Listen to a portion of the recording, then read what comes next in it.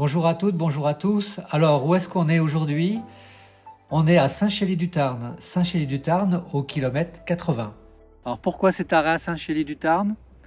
Parce que c'est beau. Voilà, tout simplement, c'est beau. C'est assez subliminal. C'est un peu la carte postale.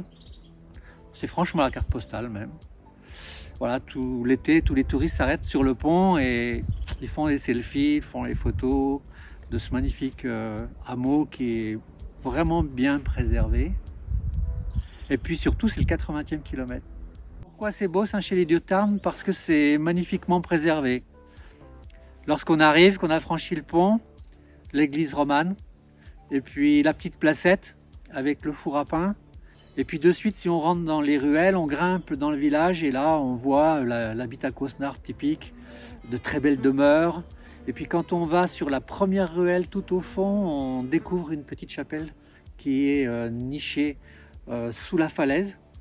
C'est presque un habitat troglodytique, c'est fantastique. Et il y a à côté, pas très loin, il y a un moulin.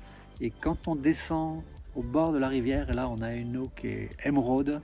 Franchement, on a envie de plonger, même aujourd'hui où la météo n'est pas extraordinaire entre un rayon de soleil et deux giboulées. On arrive à Saint-Chély-du-Tarn en venant de Saint-Énimie. C'est une section plutôt facile, 5 km. On est en fond de vallée, tout le flanc est bâti de vieilles terrasses où on cultivait autrefois en économie d'autosubsistance.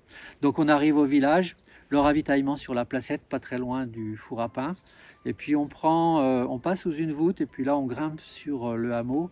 Et là c'est une section qui est relativement longue qu'il faut bien appréhender. C'est 10 km pour rejoindre la Malène.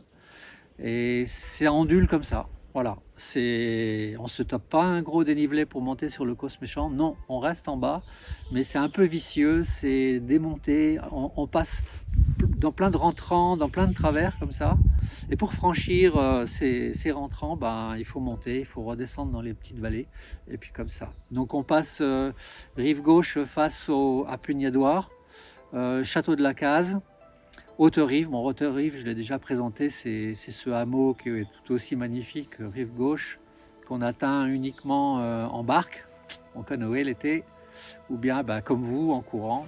Voilà. Puis là, il reste à peu près 4 km pour rejoindre la Malène. Voilà, ça approche, le 6 mai, ça approche grandement. Il reste à peu près 10 jours pour s'entraîner un peu costaud, pour faire encore quelques séances longues, parce qu'il ne faut pas oublier qu'une épreuve comme la Tarn Valley Trail sur 160 km, il faut arriver super frais. C'est la fraîcheur qui fait tout. L'entraînement fait beaucoup, mais la fraîcheur fait le reste. Donc soyez un peu fous, mais soyez un peu sages. Je vous souhaite bon courage et puis je vous dis à bientôt.